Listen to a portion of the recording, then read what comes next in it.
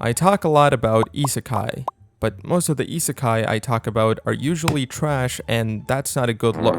Isekai can be a good genre, but the vast majority of them are seasonal garbage or not really good. There are some really good ones out there, and some of these are my favorite animes of all time. So it's not like Isekai genre can't be good, but the genre has this bad image associated with it because most Isekai animes are not trying to do anything special or memorable with it.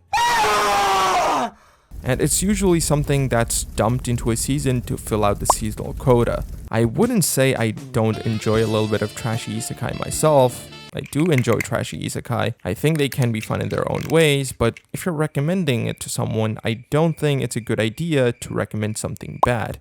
But what I can recommend is the next video. Did you know that there's a way to make your anime experience better? Thanks to this video's sponsor, Vinex Video. Vinex Video helps you upscale your anime to 4K so you can watch your anime better than ever. Now you can finally export your anime to crispy 4K without having to worry about low quality and blurry visuals. Not just that, they also offer other cool features like image and video upscaling, video converter, screen recorder, and more. Click the link in the description below or scan the QR code on screen to get a 57% off your purchase.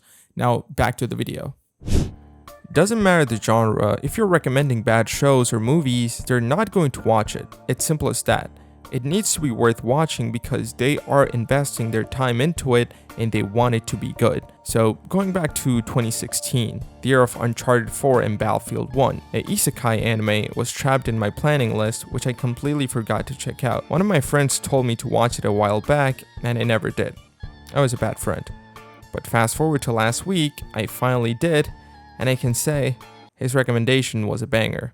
So when you think about an isekai, what do you generally imagine? Spawning into a new world, forming a new party, and kicking ass, right? But this anime does all that, but in a much more realistic way. For example, goblins. Goblins are usually the weakest or one of the weakest monsters in a typical fantasy setting. And in every other isekai, you barely even see them because they're not posed as a threat to the characters. It's just a creature that exists in this fantasy world and no one cares about it. Same thing for kobolds. They don't exist at all or are pushed aside in most cases, just like goblins because they're considered too weak in most cases. But what if even the weakest of monsters are still too powerful? What would it be like if a normal ass dude like most of us spawns into a fantasy world and monsters are just as, if not more powerful than them? Every single fight becomes a boss battle. Even with 5 people fighting a single goblin. This anime is trying to show what isekai really would be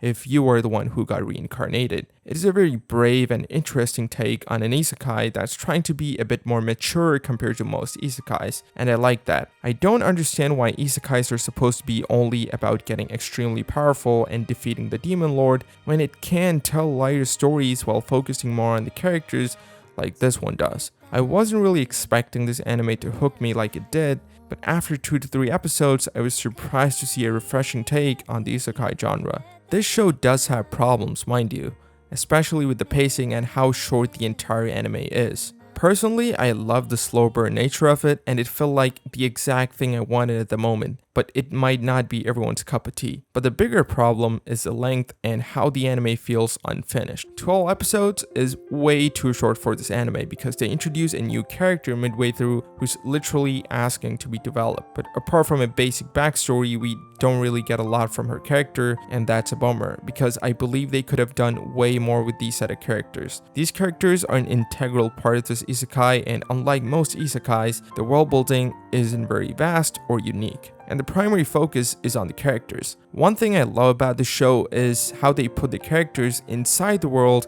and not build a world around the characters.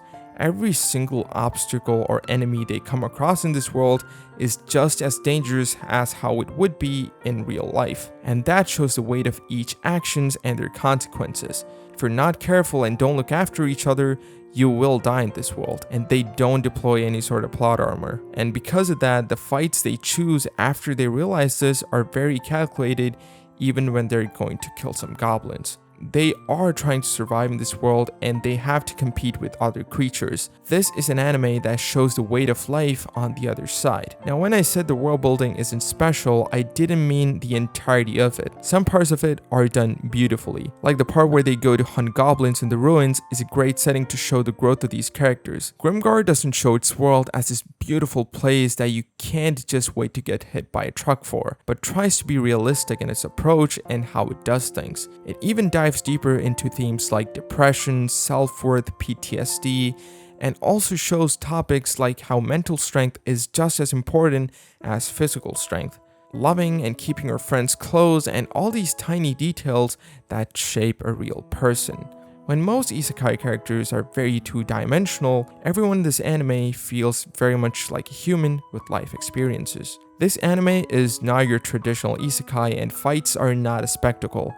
They are well animated, but most of the fighting they do is for survival and for defending themselves, and not for fun. Every move they make is calculated because one wrong step can kill them. So do not expect an action isekai from this because it is a heavily character-based narrative, and that's what you should be watching it for. The visuals are also a treat.